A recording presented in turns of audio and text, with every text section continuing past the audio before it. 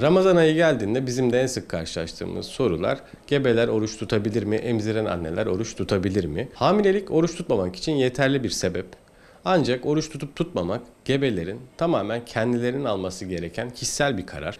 Bu kararları alırken kendilerini takip eden kadın doğum uzmanlarıyla hem mevcut gebeliklerini değerlendirip hem karar konusunda olabilecek riskleri öğrenebilirler. Beklediğimiz kilodan daha az bir kiloyla hamile kalan anneler, anne karnında gelişme geriliği olan, bebekte bir büyüme kısıtlılığının olduğu durumlardaki hamileler, riskli gebelik kategorisine giren, işte gebelik tansiyonu, gebelik şekeri olan hamileler, gebelik öncesi kronik hastalığı olan kalp, şeker, tansiyon, böbrek hastası olan hamileler daha riskliler ve onlarda önermiyoruz oruç tutmalarını. Emziren annelerde oruç konusunda daha rahatız. Ancak lohusalık ve ilk 6 aydaki dönemde çocuk sadece anne sütüyle beslendiği için tabii ki daha dikkatli olmak lazım. Özellikle çok uzun süre açlığın ve sıcak havaların olduğu yaz aylarındaki Ramazan aylarında süt miktarını etkilese de genel olarak emziren annelerin oruç tutmasında herhangi bir sakınca yok.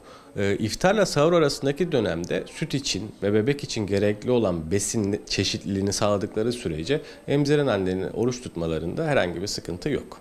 Oruç tutan hamileler veya emzirenler nelere dikkat etmeliler? Oruç tutan annelerde annenin ve bebeğin takibi normallere göre daha sık yapılmalıdır. Özellikle bebeğin kilo alımı, suyu gibi konular ve annenin genel sağlık durumu daha sık ve yakından takip edilmelidir. Oruca başlarken annelere gün aşırı veya sadece hafta sonları oruç tutarak denemeleri, kendilerini iyi hissediyorlarsa, çocukla ilgili herhangi bir problem yaşamazlarsa oruç tutmaya devam etmelerini öneriyoruz. Beslenme konusunda yine iftarla sahur arasında meyveler, sebzeler, düşük glisemik indeksi olan gıdaları tüketmeleri, az az, sık sık öğünleri iftarla sahur arasına yayarak beslenmelerini öneriyoruz. Yine doktorların önerdiği vitamin, mineral desteklerini düzenli olarak almalarını, susuz kalmamalarını, oruç tuttukları esnada herhangi bir sıkıntı yaşarlarsa en yakın sağlık kuruluşlarına başvurmalarını ve gerekirse oruç tutmamalarını, orucu bırakmalarını öneriyoruz. Yine bu öğünler arasında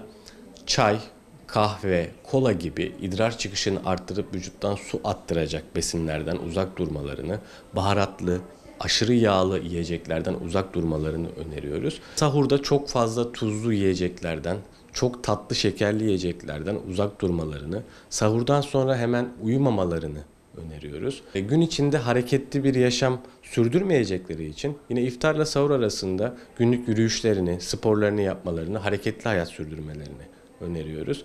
Doktorlarının onlara önerdiği vitaminleri veya kullandığı düzenli bir ilaç varsa iftarla sahur arasında belli saat aralıklarına uyarak bunları da düzenli kullanmalarını öneriyoruz. Ayrıca kepekli makarna, kepekli ekmek, yulaf ve kepek bazlı yiyecekleri yemelerini, fasulye, tuzsuz fındık, fıstık gibi glisemik indeksi düşük gıdaları tüketmelerini öneriyoruz. Başta da söylediğimiz gibi hamilelik veya emzirmek oruç tutmamak için yeterli bir sebep.